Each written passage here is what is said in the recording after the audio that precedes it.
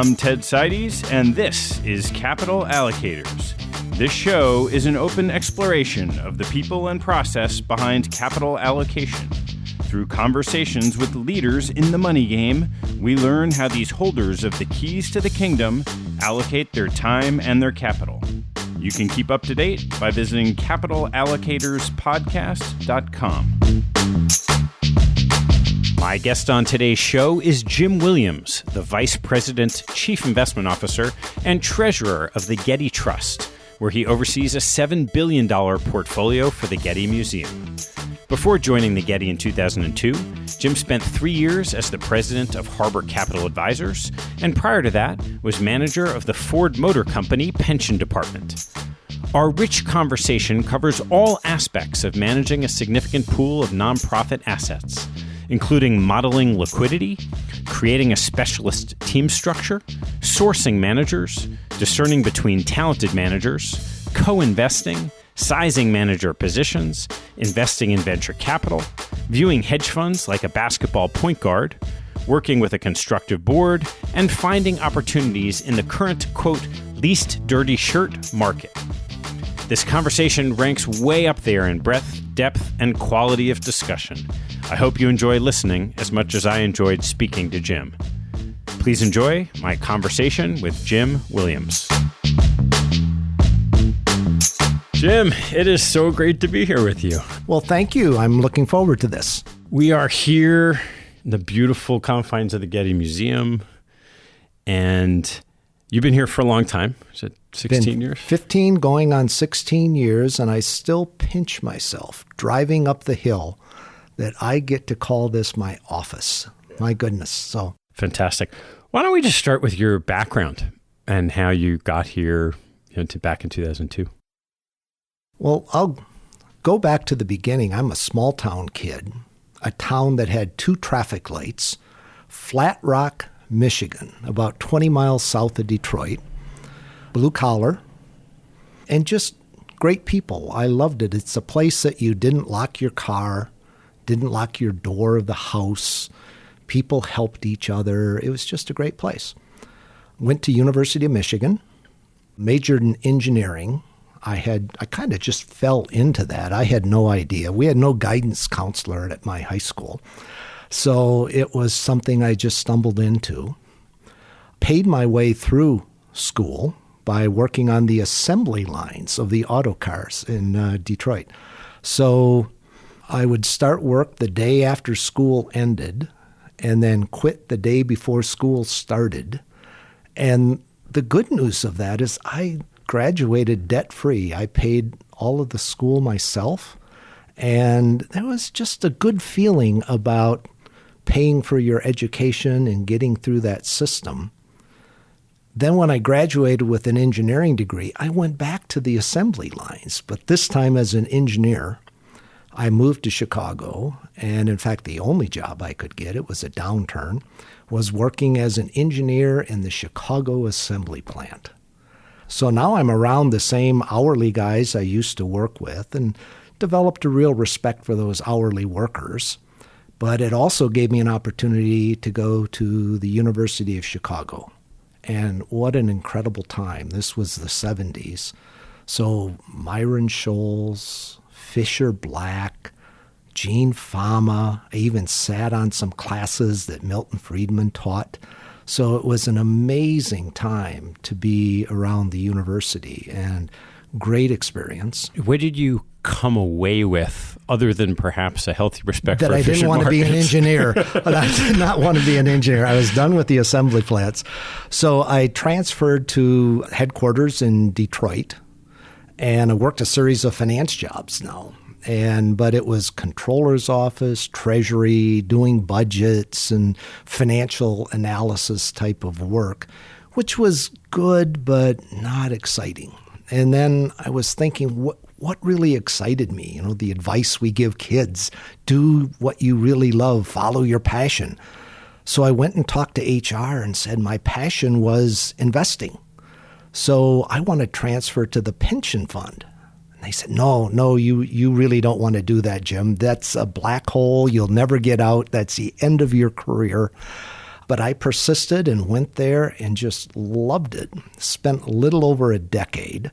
And sorry, that's a little run-on story, but it's an important part. A very creative guy about 30 miles south in Toledo, Ohio, named Ron Bowler, had created the Harbor Mutual Funds out of the pension fund at Owens, Illinois.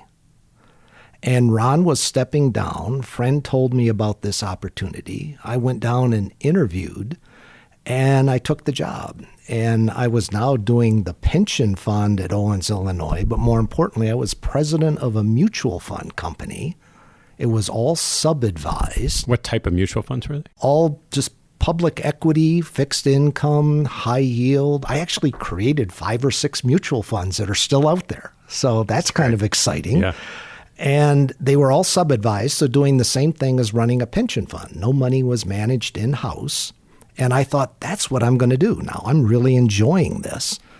And I got a call from a friend who was a money manager I had interviewed for being a sub-advisor in the mutual fund.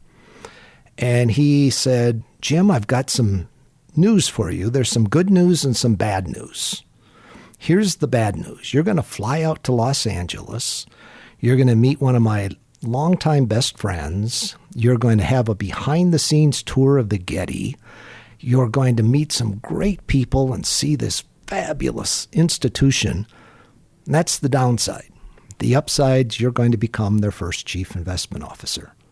And that's what happened. That's how it played out. And I came here just to carry it one step further. When I got here, they were largely invested in public market stocks and bonds. They had 3 to 4% of the portfolio in a couple of hedge funds and a handful of private equity funds. The rest was all public markets. They had some new trustees who came in who were also trustees at Harvard and Princeton and Stanford and Ford Foundation, and they were saying, why don't we look like that? So that was my charge, is to make us look like that. And take a quick step back before we dive into the investment side and talk a little bit about the pool of capital and how it marries with the purpose of the trust. That's good. So the pool of capital, when I arrived, it was a little over $4 billion. And today it's a little over $7 billion. Of course, there was a big move in the middle of this with the financial crisis. We were up into around 6 and then back down to 4 and now back up to 7. But the capital really supports the entire operations of the Getty. So a lot of foundations and endowments, the endowments who support universities, they may support 20 to 40% of a university's budget. But here, we fully support 95% of what the Getty does. It's free admission. We do conservation projects all around the world. We have one of the top libraries in the world. We have visiting scholars come in from around the world to spend time here. We house them in an apartment building. They spend time here working on their sabbatical and publishing works. All of this is paid for. So it's a great sense of accomplishment for the staff and for the trustees to know they're supporting this incredible institution and what they do for the arts. So with such a high preponderance of the support of the budget coming from the trust pool, how does that impact your asset allocation structure? So it's one thing if you have a bunch of trustees who say, boy, the endowments are performing really well, shouldn't we do that? But is there a different level of risk tolerance? Is there a different structure that makes sense? Our number one risk is liquidity. So when we are looking at risks, generally I've characterized it to the trustees as 3 big risks. The first is always permanent impairment of capital. You want to protect capital. But the real driver is liquidity. I'll come back to that in a second. And the third one is maintaining purchasing power. And I characterize that as a risk intentionally because trustees tend to focus on risk. And the first 2, just not losing money and being liquid, you could satisfy that by just being in T-bills. So you got to characterize as a risk that you have to maintain purchasing power over time. So with that in there, the real driver of our asset allocation is liquidity. Liquidity drives everything. So we create these series of stress tests because the whole place runs on what we have. So we spend 5% of the trailing 3-year average assets. I think that's a reasonably common spending rate. But with that, we have to make sure we have the money there. So it's fairly predictable what we need to have. So we're looking at making sure that we always have adequate liquidity, and we define here a liquid asset as the ability to convert it to cash within a year with no loss in value. And the year is important because we know our monthly spending. I don't need next day, next month liquidity. I just need to know we can keep the lights on for the next year. So we can ladder things out, or we can be in a fund that you can call your capital in 90 days or 180 days, or even a longer period, as long as we ladder it out, that we always have things available that we could redeem. So that's the liquidity process. If you fine-tune that liquidity preference into a function, there are a lot of subtle flows that you have to consider, right? So one is, say, private equity or real asset, any lockup structure commitment. Mm-hmm. How do you factor in the monies that you might have to contribute to a fund that you committed to in that liquidity profile? And we probably are more liquid than we need to be. And that's a project that we're working on now, is to try to be more optimal in how much liquidity we have. From studies we've done, we've known that our private equity returns are the highest asset class return that we have.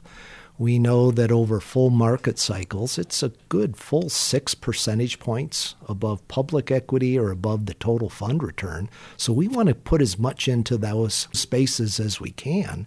And to do that, we just need to keep liquidity at enough that keeps everybody comfortable, able to sleep at night, but at the same time, we don't want to be losing return opportunities too. As you distill that liquidity into a metric, mm-hmm.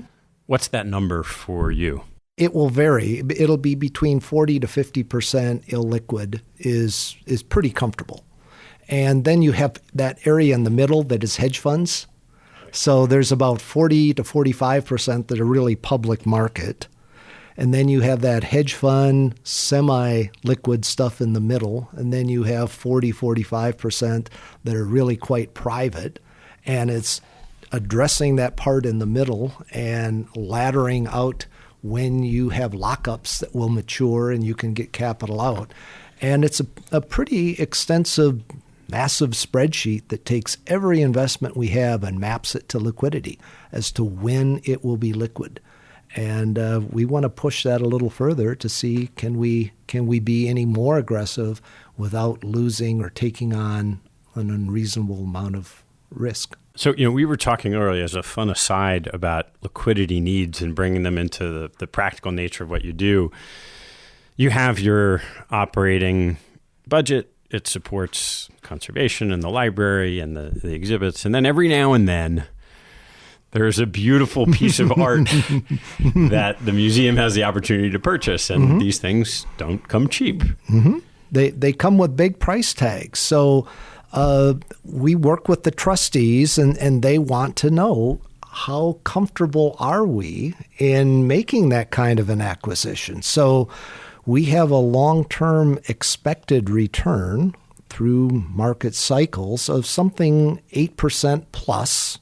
And the plus is the part that's a little hard to define.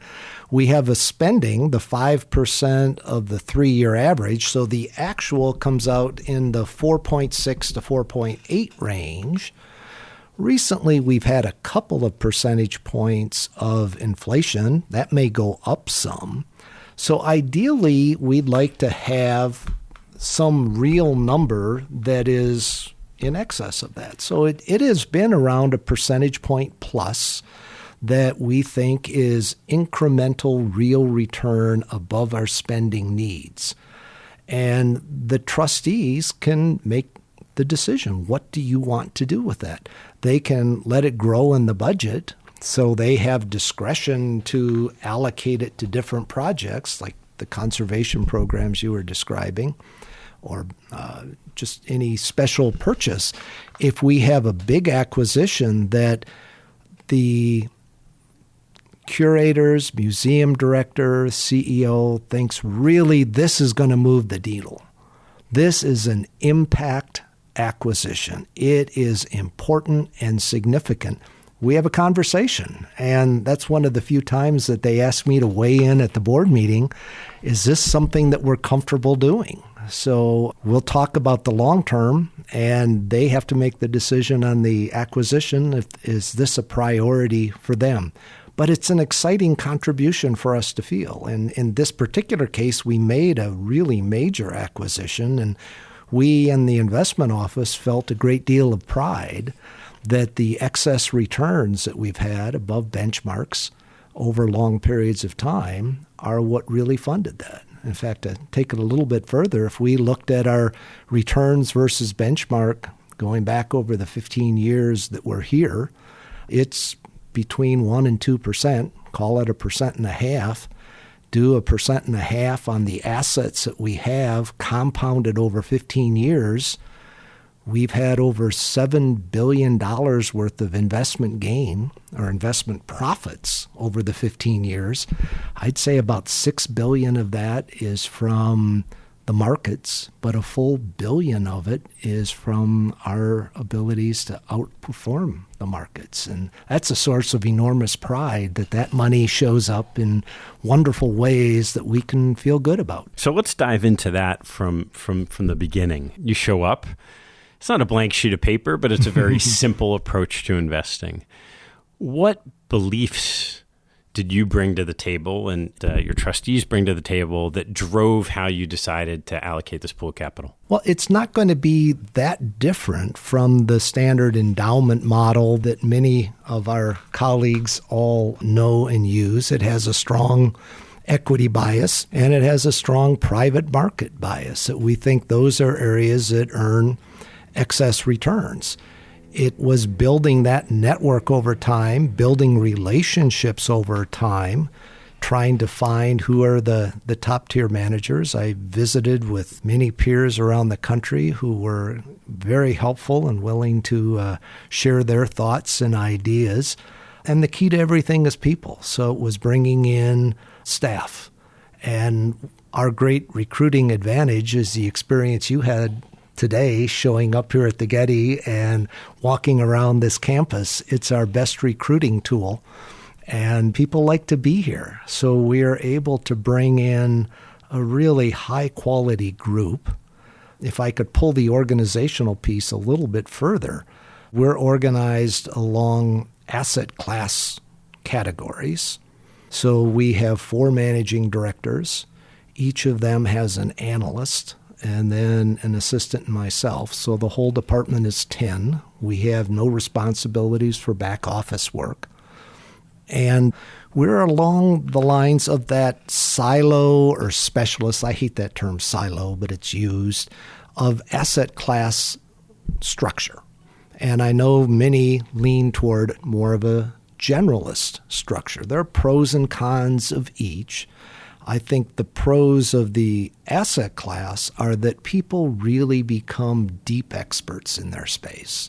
They get to know the managers, they get to know their peers in the group. They really become deeply knowledgeable. They get to know industry experts. And from that expertise, I think you can do a superior job in manager selection under an asset class structure. But it has shortcomings. You can become too narrow and too insulated or isolated within your asset class. And the generalists do a better job on asset allocation because they're looking across a broader opportunity set than people who are in a silo asset class structure. So you try to overcome whatever shortcoming you may have, depending on what you choose. Either structure works, can work well, but with our asset class structure, we have to be mindful of that. So we try to organize ourselves in a way that people work together on different projects. If we have a really top manager coming in, we'll have everybody in the office sit in on the meeting. Meeting will be run by the specialists in that area, but everybody gets to hear it. Everybody gets to understand what's going on in that space. And then we'll have the team meetings that everybody has where we'll push back and forth across the different asset classes and bull and bear thoughts on all the different asset classes and get everyone involved in the generalist type conversation about asset allocation. And I make a speech to all the young people when they join us that at the end of the day, there are really only two asset classes. You're either an owner or you're a lender, and everything else is a permutation. In equity, it can be big cap or small cap. It can be value or growth. It can be public or private. It can be in any geography, but they're all permutations. If you're in public equity, they call it a PE ratio. If you're in private equity, they call it a purchase price multiple. If you're in real estate, they call it a cap rate. But it's all looking at a stream of cash flows, discounting it back to a present value, doing some analytical work with that, coming up with valuations and where is the market price and determining if there's a value there. They're very similar, but there are nuances around all of these. So our goal is to build that framework for everybody in every asset class so you can look across asset classes and see opportunities and see where we should be overweighted and underweighted. What do you think about the drivers of return being asset allocation versus manager selection? I used to think that asset allocation was a bigger driver. We can all remember the studies back in the 90s that said that 91% of the return can be explained with asset allocation. And now we read that the study wasn't what we thought it was. Brinson Biebauer did that great study, and it just isn't really that way, particularly when you bring in all of the multiple asset classes. And our internal analysis and look across this is that it's really more manager-driven.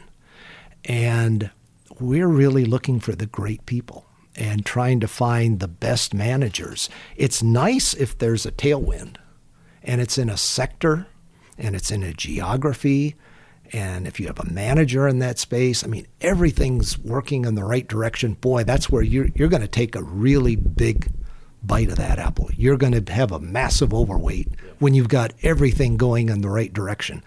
But the most important one of all is the manager. And right now we have a really big overweight on China, but I think it has more to do that we have high conviction in several Chinese managers than it is about a view on China. We like China. We think there's a tailwind story there. But the real reason we have such a big overweight is we have managers that are 1,000 basis points over benchmark. And have you approached China across the kind of asset class categories, public, private, real estate, whatever? How have you played that opportunity set? We are across all the asset classes. The bigger weightings are more in public market. Real estate, I think, is a challenge, but the public markets are our biggest allocation, but we're across as many as we can, and the fallout is more from finding the manager. If we really believe in the manager, we're going to be there in size, and the asset class and the geographies are kind of a fallout from the manager selection. So how do you go about finding managers in China? I'm trying to not name specific names, and they come from a variety of angles. Some of them we met ourselves directly. Others came from network, where a lot of us are in the same investments with the same managers, but we came about it in different ways. It is just working as many different ways of finding the opportunities as possible and asking as many different of your peers as you can. And we try to build those bridges to other institutions and ask the staff, be willing to give up your best idea to another institution. give them your best idea and see if they give one back. If they don't give one back, you may not want to give them another one. But if they do, you've got a great relationship going and you can share in these things. So we're not part of the Ivy League, so we are not competing with them. We try to be more like Switzerland than a competitor in the Ivy League schools rankings. So they can come to us and maybe fill up a really top-tier fund with a nice, wonderful group of people from Los Angeles. So we'll look for any place we can find them. We're very comfortable doing new funds, first-time funds, if they're there. The ideal, I think, is when you have the experienced managers who spin out of a fund that maybe got a little too big. And they talk to each other and say, God, remember how much fun this was back a decade ago when we were a third this size and we were playing in a different pool, and God, that was great. Let's go do it again. Wow, those are people you want to follow. It's people who make money. And there is some legacy to a firm, particularly in venture capital. There is some statistical persistence in venture capital. It's one of the few that has statistical persistence. But a lot of them, it is really the people. And you try to find those folks who know how to make money and follow them and get in. And if you get in early, you can get that sizable allocation that really matters. So in all of these asset class areas, particularly the alternatives, whether it's hedge funds or venture capital, private equity, to some extent, real assets, when you've had this massive proliferation and investing in these vehicles over the last 10 years, you have many more organizations that are large and therefore spin off many more potential of these newer opportunities. So if you have 2 or 3 groups who all of them because of some past relationship and they all have made money and they're all telling you that same story, what are the 2 or 3 things underneath that really drive you towards one and not the other? If you were in the private markets, then it's kind of the deal flow. And it's understanding their specific deals. And one of the few areas where I think a reference call is really, really good is in the private markets, where you can talk to the operating guy who was maybe part of a venture fund, part of a buyout fund, and a PE fund bought them, and talk to that operating guy and say, how helpful were they? Did these guys really move the needle, or were they just providing capital? And how helpful were they through every step of your growth? And people are really pretty candid in those conversations. And you're looking for that kind of a reference call of talking to the operating guys. The days of financial engineering, I think, are kind of gone, of just buying something, throwing a bunch of leverage on it, hope the price goes way up and sell it out. Yeah, that's not going to make it today. So you really need great operating people. And if you can find a reference check that says this is a great operating institution, yeah. How do you approach it with public market managers then? Public is a lot tougher. It is a far more efficient market. And there it's probably more process driven. So again, we have in public equity a core manager who is kind of a 130-30 or long-short style that probably has 500 positions, very sector neutral, very market neutral, balanced value growth. And they are just making long-short bets on what are the best companies in every sector, making literally many hundreds of small bets. And the law of large numbers, if they're right 50, 60% of the time, they're going to do great. And this particular manager has been like 300 over in their life. And that's a 5% core position for us. And then around that, we will have more niche players and some activist players who are looking for something a little different, a little more opportunistic to try to capture some inefficiencies in what is a largely efficient market. So if you take that example of that very successful 130-30 fund and a subset team that maybe covers two of the sectors spins out. Mm-hmm. Off the top of your head, what are the key questions you would want to ask that team to see if they have the stuff to kind of replicate or maybe even do a little better because they'll be managing a smaller pool of capital? Wow. Well, I worked in the auto industry for a long time, and we had this feeling for a long time that the U.S. auto industry is going to come back. And year after year, it just kept shrinking. So the lesson I took from that is you don't want to be in that kind of an industry. If you can find the sectors, and there are the ones out there. We see it in technology. We see it in biotech. We see spaces that have a tailwind. Something that is supported by demographics, by technology. You want the tailwind. And then if you have smart people operating in a tailwind, you have the makings of some real success, and trying to find out what is their competitive advantage. Size and speed normally play into that some way. Overall, we have a bias towards smaller. What I like about the Getty's size, I mean, all of us look for competitive advantage, right? Whether we're an investment manager or we're an institutional capital allocator. What is your competitive advantage? So as a $7 billion foundation, we have our size and our speed. Our size advantage is that we can do smaller funds and get a big enough allocation that it moves the needle. The much bigger funds can't do that. Yet we're still large enough to matter to a manager that we're not making tiny allocations. We still have a good enough name and a good enough size that they want us around. So I think our size is rather ideal. And the speed advantage is just that the trustees have delegated broad authority to us in the investment office, that we have final authority on manager decisions. We don't have to go back to the committee. So we can move quickly. We can provide certainty of close, and the ability to talk directly to a manager and move quick really does matter. I'll pull it one further direction. One of the asset class, it's not really an asset class, but spaces that we really like is co-investing.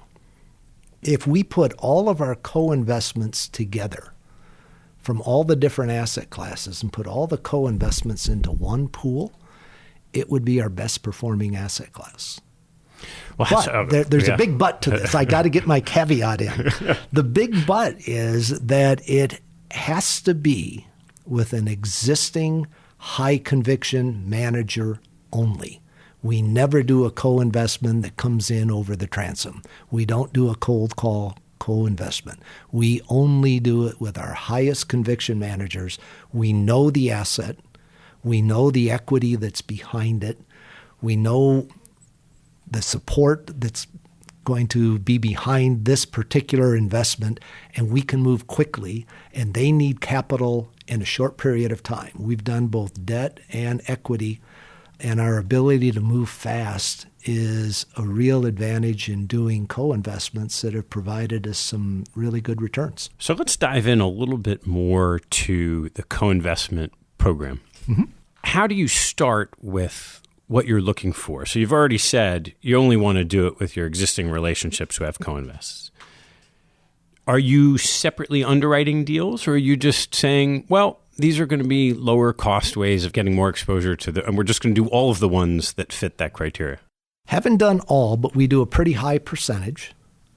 When we are doing our due diligence, we bring up co-investing, and it can be a tiebreaker among managers that we really like. If you're doing a fund, you are sitting on capital that is tied up to support an unfunded commitment. We have to sit on that liquidity that we talked about earlier. But a co-investment, the money goes out quick, it gets invested, and frequently comes back to you within a few years, as opposed to a 7 to 10 year fund life. So we like the return profile, the timing, and the experience we've had is they've been higher return opportunities as well. So we search for it during the due diligence process, let people know our appetite, let the GPs know our size appetite and our speed, and a lot of times they need to move quickly to get a deal done. And if you've impressed upon them that you can make decisions in a week or two, that's a big wow, because a key driver on many of the co-investments is certainty of close. So how do you underwrite these investments in a week or two? Generally, because we have already got some decent information about it. We knew about it before the co-investment came up. We know something about the manager. We will never know as much as a GP does. You just have to accept that about anything you underwrite. You do not know as much as a GP. So there needs to be a pretty strong alignment of interest, a knowledge that the GP is putting some of their own money in this, not just the fund money. And when we see that level of conviction with the GP, we will talk to some industry expert in that particular area. Away from that GP. And that's probably the toughest due diligence level we go to, is understanding that opportunity set and having some conviction from industry experts that, this is a solid place. We know it's going to happen now, quickly, not something 3 years from now. So we can gain some conviction that this is a good time to do it. And will someone on your team try to do a 48, 72-hour deep dive due diligence on the underlying company as well? Yes, very much so. We will travel to it if we can. We have frequently made the due diligence trip out to meet the management team, see it on site, see the facility, the service, what it is, so that we have some firsthand knowledge, as well as the diligence that the GP has provided, as well as some industry expert, and try to build our conviction as quickly as we can. And we normally can come to some conclusion in a quick period of time. Yeah. So the process of underwriting a company investment is quite different from underwriting a manager. And your experience and your teams is primarily focused on the manager side.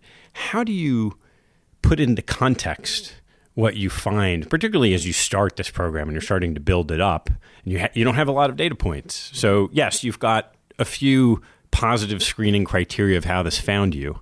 Mm-hmm. But how do you, so maybe a good way to ask it is, what'd you find in the ones you didn't do? Less conviction in the general partner in some way. Something just didn't feel as positive, whether it was body language, tone of voice, I'm not putting personal money into this, some level of conviction that comes back to us. I want to know that the general partner has real skin in the game in this one, and he's just not doing this with other people's money. And that's probably the biggest driver of all. Are you putting some of your own money into this co-invest? Have you had examples where the GP is all in, you did your work, and something about the company or the industry or what your industry expert told you said, we're not going to do that one? Mm-hmm. Do you have had those examples too? Yes, and it generally is just someone in that group, their conviction wasn't high. It could be the industry expert that, geez, I don't know, there is some competition from this other provider, from this other technology, from something that, particularly if the GP didn't point that out and we hear it from someone else, that's enough to make us pretty nervous. And we just need everything to line up and be positive to do this, because you're really tripling, quadrupling down on a specific company. And as you said, that's not our basic skill set. We're more of fund managers. We're hiring people, not specific companies. So we need to get a really high level of conviction from all the key players, industry experts, to know that this is something that matters. We've done some mezzanine financing as well in some of these deals, where people were investing in a particular product. The banks, because of Dodd-Frank, a lot of the smaller regional banks were not providing lending to small companies. And we are senior in a capital structure. We know the company. We know the equity that the general partner has behind it. We know that we're going to get taken out in 90 or 180 days, and we can do some fairly attractive financing in a short period of time, high in the capital structure with a very good risk profile credit analysis. How do you size these individual positions relative to, say, either the size of investment you already have through the GP or the size of your commitment to that GP's fund? That's a really tough one that's quite judgmental. The old line, you get it right, then get it big.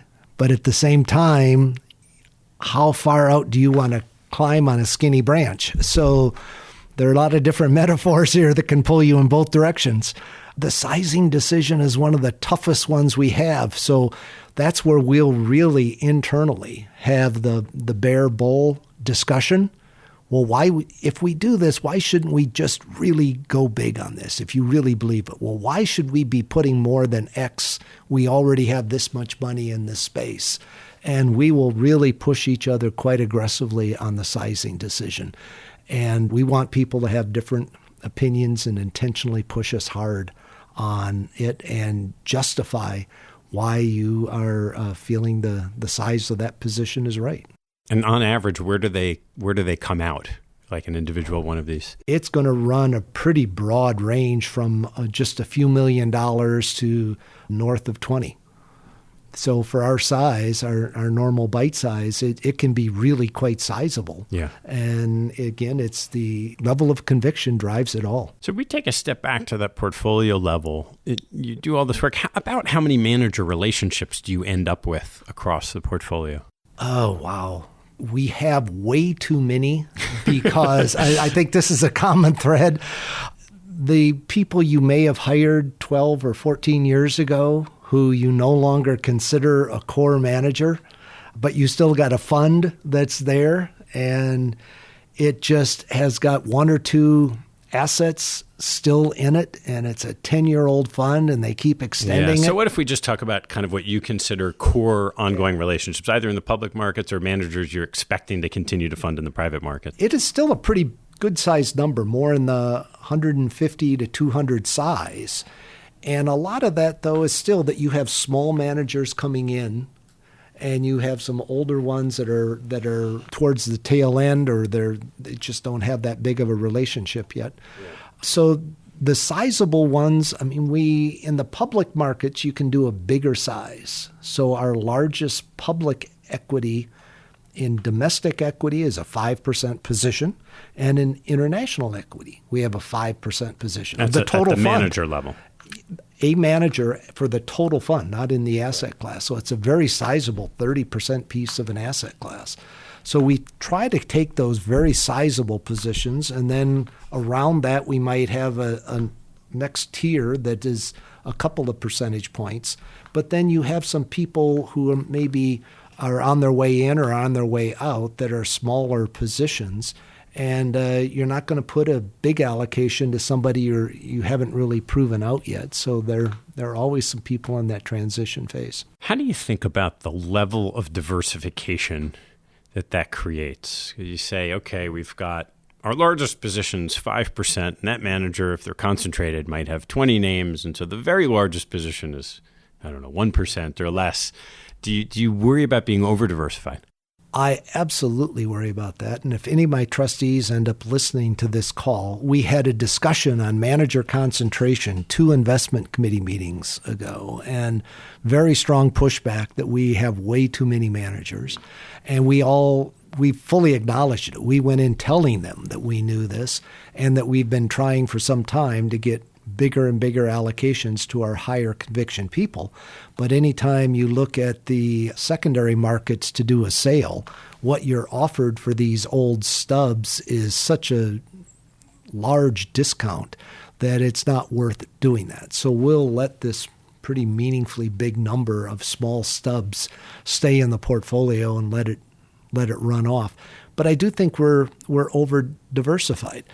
One of the hard areas, I'm going to direct this into the venture capital conversation, just because this was a big recent discussion at our investment committee meeting. The early practitioners of the endowment model, and we all know who they are, I won't name them out, but have had tremendous success in venture capital. And venture capital was a big, big driver, particularly those that were in back in the 90s and had big allocations to a space that did exceptionally well. And that continues to this day. The old line about venture is an access class, not an asset class.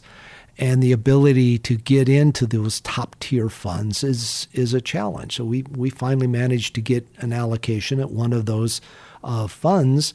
We have now 30 investments in this manager, but most of it has been in the last 5 years, and none of it is mature.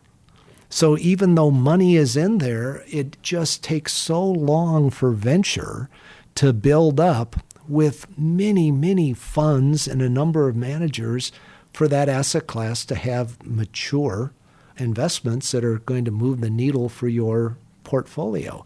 It's a tough place. And to find the next generation of venture funds that are, you hope, going to be the leaders in the next decade, that's a tough one too. Finding those people who really are going to be the great leaders in these spaces, generally healthcare and tech. So you end up making a number of smaller bets, and it's kind of a weed and feed process where you're growing your winners and you kind of let the ones that you have less conviction just run off. So you end up with a lot of names in the portfolio that you don't want, but you're still trying to use a farm club and find those new people and then develop them and grow them. And it's a tough process trying to sell off or weed out those that you really aren't going to be funding down the road. And how much does that aggregate to? Just the venture piece and all of those, the ones you're seeding, the ones you're weeding, all of it? It's probably just a few percentage points, but it's time consuming. Yeah. There's a lot there for something that doesn't really move the needle that much in the short term. But we absolutely know from looking at our peers who've been doing this a long time that that is a key driver of their long-term returns. So we're making decisions today that will make our successors look like heroes, we hope. Yeah. We think it's the right thing to do for the fund, even though we know it's a really long-term investment. We all talk about being long-term and doing what we think is right in the long term for the institution. Yeah. So let's turn a little bit to the public side. What's your take on long-only public equities and hedge funds? It's probably not that different from the conventional views out there. U.S. markets are pretty richly valued, so we are underweight our targets, but not by huge amounts, but you try to maintain some discipline in your targets, but we are underweight. In international, we are overweight. We think they're earlier in their cycle, so we're overweight, particularly in emerging, and within emerging, particularly in China. So there are various tailwind stories on demographics and growth and why you are willing to do that. But that is a long-term conviction that we're going to try to maintain that overweight position in emerging broadly and China in particular, particularly because of the conviction we have in several managers. And is it all active management? All active management, yeah. How do you incorporate hedge funds? Hedge funds are the point guards. I know you like sports, Ted, so I'll throw that one in. They're the point guards out there. They see the whole action in front of them. They're looking over all the asset classes. They're looking over all the opportunities. And sometimes the point guards out there hitting three-pointers, right? They're putting up big returns, dropping in some three-pointers. And other times they're just setting up their teammates. They're passing the ball off. So there's a lot of information that you get from the hedge funds. You know, we've all seen the studies where from a risk-return perspective, hedge funds always come out looking good. The lower volatility, the decent returns, there's some liquidity. They've got some good attributes in all of these areas, but they're rarely going to be your top performer. They're not going to be the most liquid, but they do bring these other attributes, and they're smart people that you can use for asset allocation guidance as well. But we tend to be more in relative value and arbitrage type strategies. The beta is down around a 0.3, so it's not a big, heavy equity presence there. We don't do much in macro. The binary bets of up or down are less appealing to us. So it's really trying to find those arbitrage relative value opportunities. Let's turn a little bit to decision-making and decision-making processes. So you started by saying you've been delegated a lot of authority from the board, which isn't always the case. How do you work with your board and your trustees? We have got an incredible group of trustees who are very experienced investors all across the board. We have people with backgrounds in private equity and public equity and distressed and venture capital. And these are very smart investors.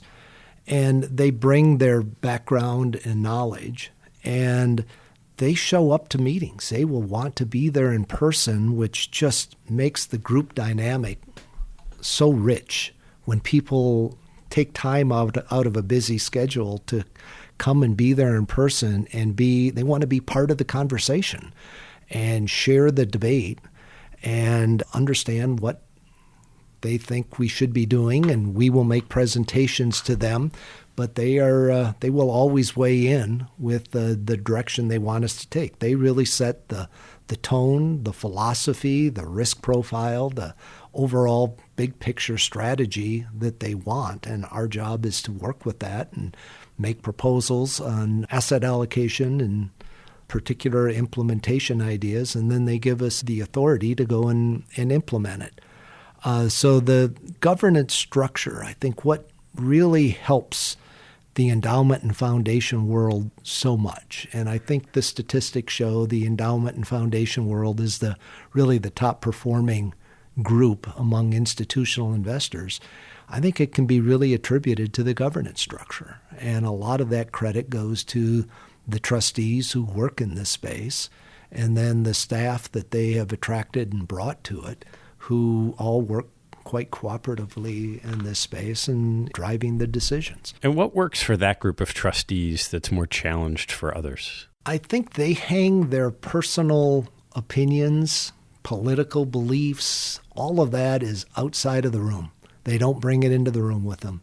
They are there, and what we love about it, whether you're at a university or a foundation, they are all there because they love the institution.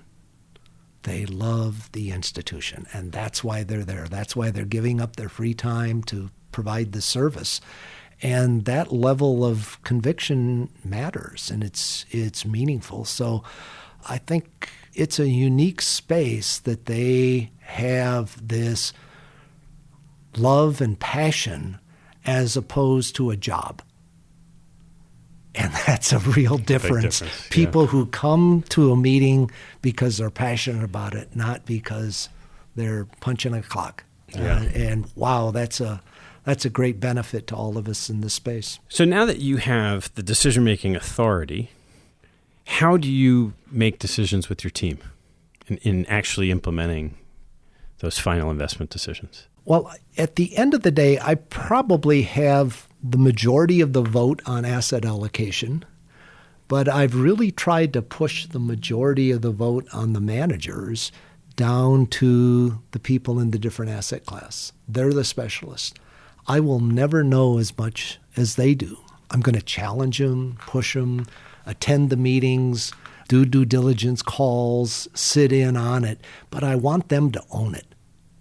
In fact, I will occasionally intentionally not attend a meeting because if I'm there, I kind of suck the oxygen out of the room, and I want them to run the meeting. And it's important for them to own their space, own the decision, believe in the managers, and feel that this is their contribution in what they're doing. I have a veto, but I never want to use it. And I think you try to get that message across. And I'll give an opinion, and sometimes it's more strongly impressed than others, but they will listen to my opinion, and not often that they will challenge it strongly. But I really trust and believe in them, and they're a terrific group who put a lot of effort into what they're doing. They make a big commitment to this. They work very long, willing hours. They are all loving what they do. They travel around the world looking for the best people in their space. So you want them to feel that ownership. So without naming names, take an example in your head of when you really pushed back on one of the senior members of your team about an idea, and flesh out for me what was the crux of the difference of opinion. The crux of the difference of opinion, I will confess, are my personal biases. Which are what? In certain cases, well, I'm hesitating a little bit. I'll say this out loud and see how far down the rabbit hole I get. I had a bias against Latin American securities, feeling that has just been an area that's way too volatile, very hard to time. Long term, it's a tough place to be. It's more of getting in and getting out. And they came back to me with some analysis and data showing that it was not as volatile as I thought, that the long-term performance across different spaces was more positive than in a lot of developed markets, and that if one behaves opportunistically and buys well, that this is a place to be opportunistic and take advantage of those plays when they come along. I had dug in my heels for some time, but when an opportunity did come along, and then a specific manager came along who played that opportunity in an opportunistic way, not a lifetime commitment way, I was talked into something that I felt was a good, positive thing that I went into thinking, no way am I going to do this. And so in an example like that, doesn't have to be that one, but what then happens when 2-3 years later, oh, maybe you were right? You have to separate good decisions and good outcomes and bad decisions and bad outcomes. You can have good decision and have a bad outcome, and you're just unlucky. You can have a bad decision and a good outcome, and you really were lucky. But you want to make good decisions. So you need to go back and say, was the decision right? Given the information that we looked at, did we ask all the right questions? Did we do the right work? Did we just get hit by something that was unlucky? Or was this something we should have caught? Right, but that's a good process. Yeah. So that's all I'm going to do. I'm going to go back and say, was that decision, did I miss something? I know, so I got to push you a little bit more. So okay, keep pushing. You get to this point in time where part of that decision process in this Latin American example was, hey, you can be opportunistic. And we've got someone who we think is skilled at being opportunistic. Then you're inevitably going to go through a period of time where they get it wrong. It was still a good process. Now you're not sure if it was a good decision. What's the process at that point in time to re-underwrite that decision? It's basically that. It's re-underwriting it, and what I have to constrain myself, I realize I do have biases, and both sides, myself and somebody who may have an opposite bias, we have to bring our decision-making process back into the room, underwrite it with data, and minimize biases. And that's easier to say than do. We all have inherent biases, and you try not to overreact to those. And there are lots of little examples that we all have that we could give. I picked one, but there are a number of others. And I try to be mindful of my biases, but I'm sure there are times that my staff would tell you I am not. I have more biases than I'm willing to acknowledge. Yeah. But we all have to do that, and we have to push each other. And that's part of the bull bear, part of the all of the discussions you have is to challenge one another. And decisions only get better when we push each other. I'm curious how you build a team here. I mean, you mentioned at the top that, yes, the weather's beautiful. Yes, the office space is beautiful. But as opposed to, say, a lot of endowments who have embedded graduating seniors, and some of the universities have chosen to use that as a funnel for their staff and their future staff, there's no embedded potential investment employee base here. So how have you found the people that are on your team, and how have you kept them here? It is pretty amazing. And part of it is we're not keeping them. So we don't have a jump. We had one person move from being an analyst to being a managing director, but that's not a normal process, and that may never happen again. So the analysts will eventually have to leave. There's not a step for them. And I try to tell them that really early on. This is not a lifetime job. We will promise you that the experience you get here is going to be quite exceptional. You will become a deep expert in a asset class. You will meet some of the leading managers around the world in that space. You will go to meetings in other asset classes and meet some of those leading managers. And you will travel around the world pursuing your asset class. You will learn about asset allocation.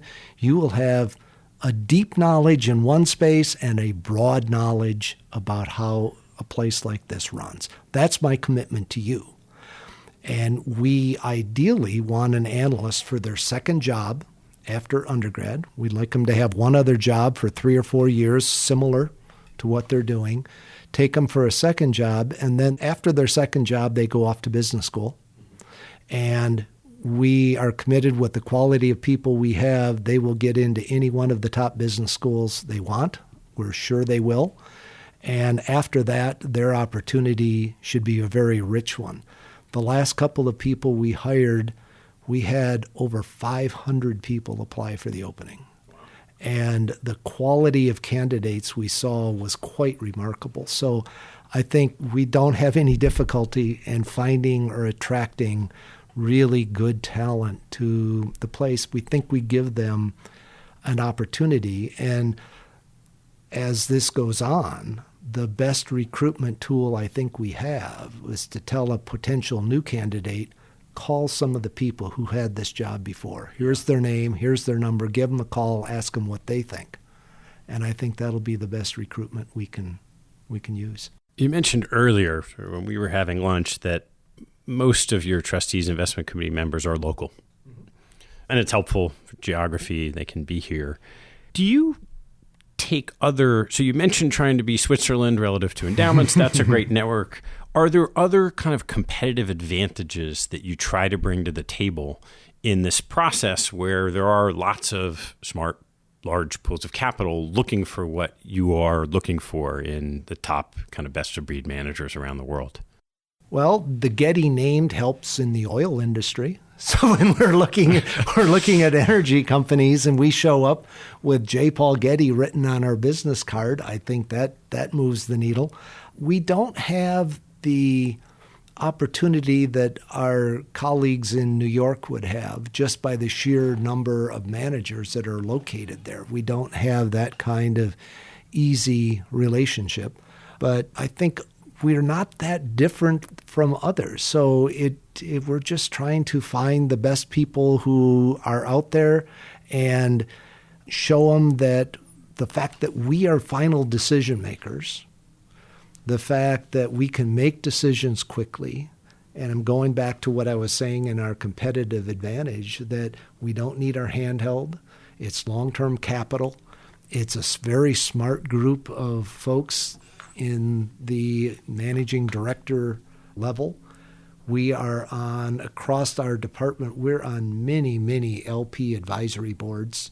We get invited to be on those boards across all the different asset classes, and I think that says a lot. And when you have the respect of both general partners and the other LPs to participate in that way, and it's reaching out and being helpful to people. It's that small town stuff I was talking about at the start. Just be nice. Just be nice. So what are you most excited about, and what are you most worried about in the markets, or maybe more specifically even within your portfolio? I want to first take you back to your college days, Ted. So do you remember the days when you got up and you're getting ready for class and you go to your closet and you have no clean shirts and you start sniffing through the laundry trying to find the least dirty shirt to wear to class? Maybe. This is kind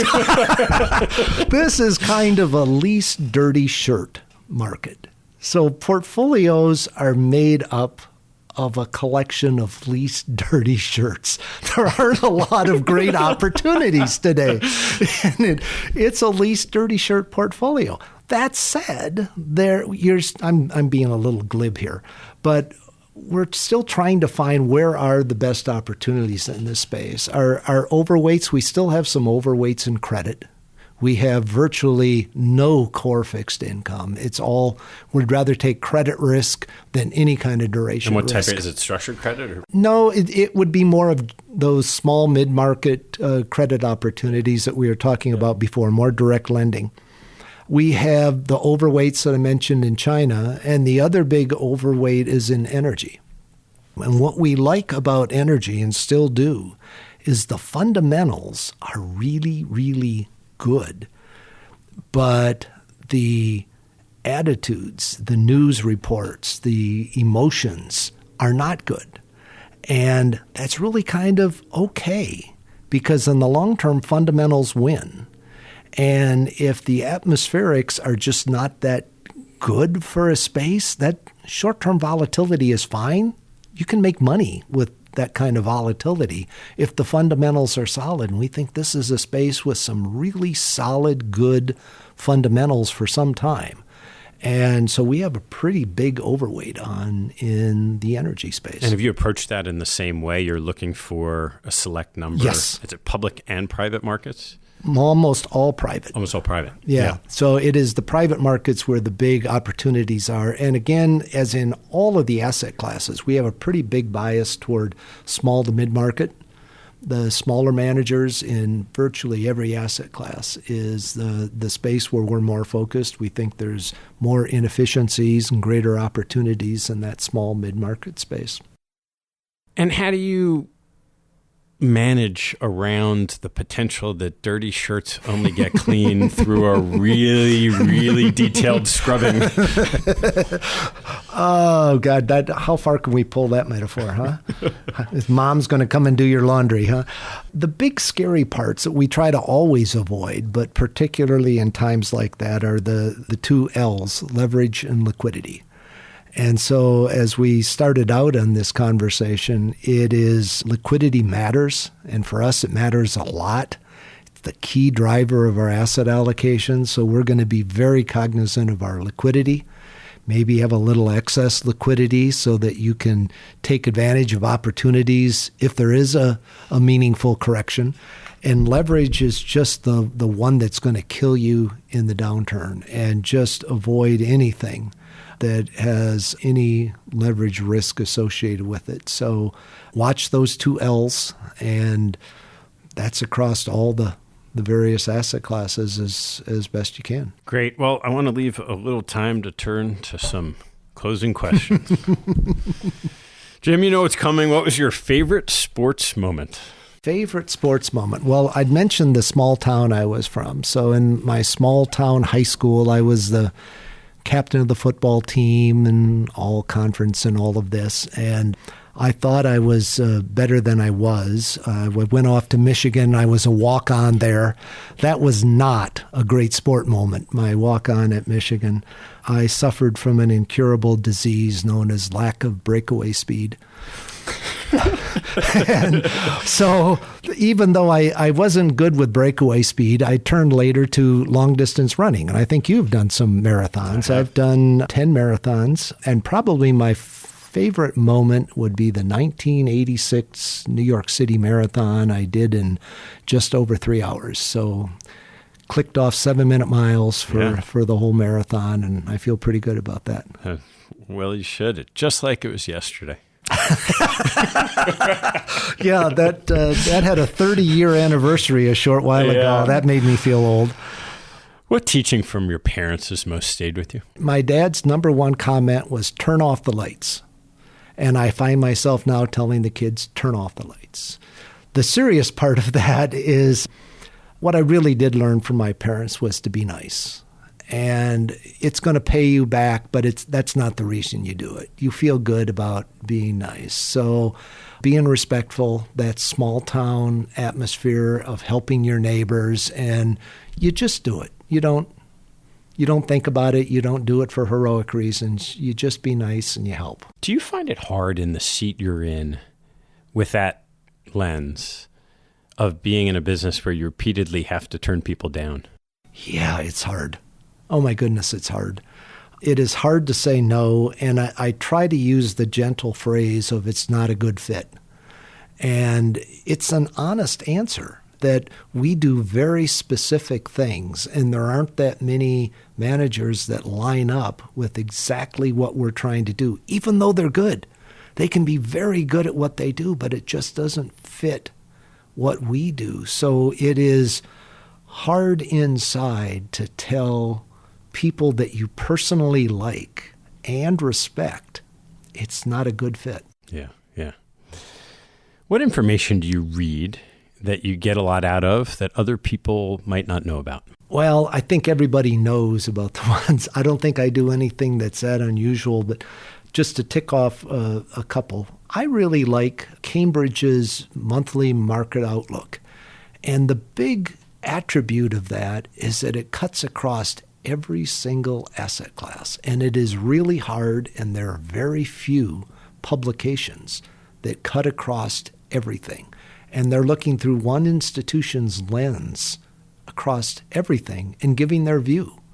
So tracking that, and what might be more valuable is their cover page that just shows the trends and changes over time.